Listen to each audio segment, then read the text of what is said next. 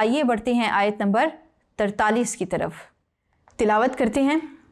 हुवल्लज़ी युसल्ली अलैकुम व मलाइकतुहु लियुखरिजकुम मिनज़्ज़ुलुमाति इलन-नूर व काना बिल-मुमिनीना रहीमा। लफ्ज़ी तर्जुमा करते हैं।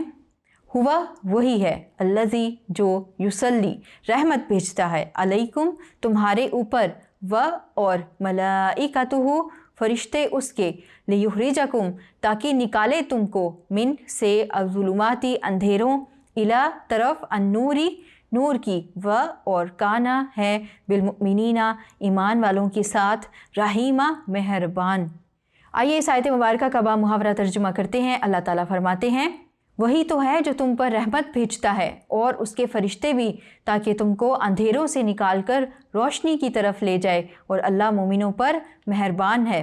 आइए इस आयत मुबारका का मफ़हूम समझते हैं। अल्लाह ताला इस आयत मुबारका में क्या फरमा रहे हैं। जैसा कि पीछे ज़िक्र का और तस्बीह का ज़िक्र किया गया कि ईमान वालों को फरमाया जा रहा है कि वो अल्लाह ताला को बकसरत याद करें।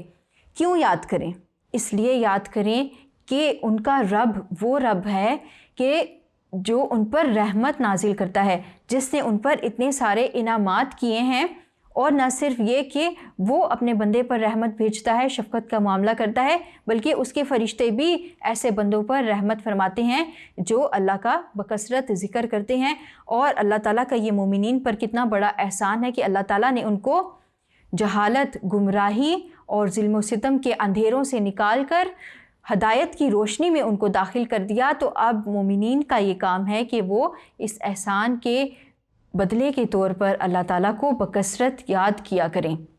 जैसा कि इस आयत मुबारका का रब्त इंसान की दुनियावी ज़िंदगी के भी साथ है कि अल्लाह ताला यहाँ पर ये फरमा रहे हैं कि इंसान जब जितना ज़्यादा अल्लाह ताला का ज़िक्र करता है, अल्लाह ताला उस पर इतनी ज़्यादा रहमत फरमाता है, इतनी ज़्यादा ही उस पर फरिश्ते भी रहमत नाजिल फरमाते हैं। और अल्लाह ताला फिर उस ज़िक्र की बदौलत इंसान को गुमराही के अंधेरों से निकाल कर हदायत की रोशनी में दाखिल कर देते हैं।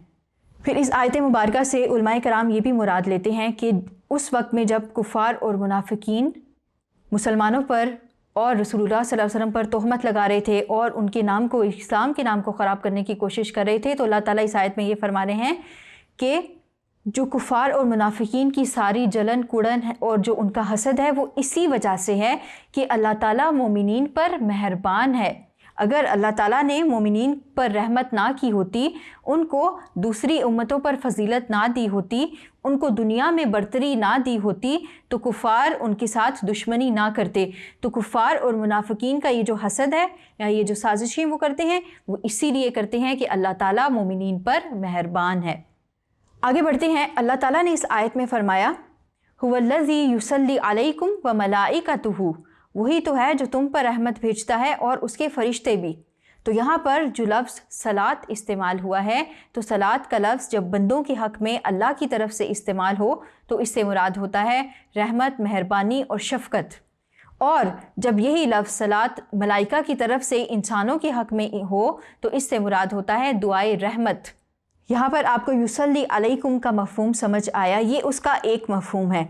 अब इसके दूसरा मफ़हूम भी है जो कि उलमाए कराम बयान फरमाते हैं, और वो ये है कि अल्लाह इंसान को अपने बंदों के दरमियान ऐसी नामवरी अता फरमाते हैं, यानी उसको इतना नामवर कर देते हैं, मशहूर कर देते हैं कि वो इस दर्जे को पहुँचा देते हैं कि हल्के खुदा उसकी तारीफ़ करने लगती है और फरिश्ते उसकी मदा व सना के चर्चे करने लगते हैं।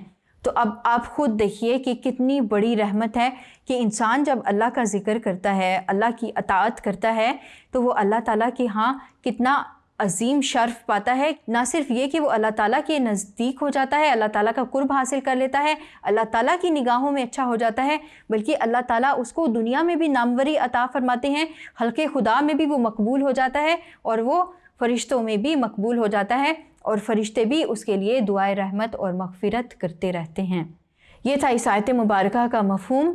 आइए बढ़ते हैं आयत नंबर 44 की तरफ।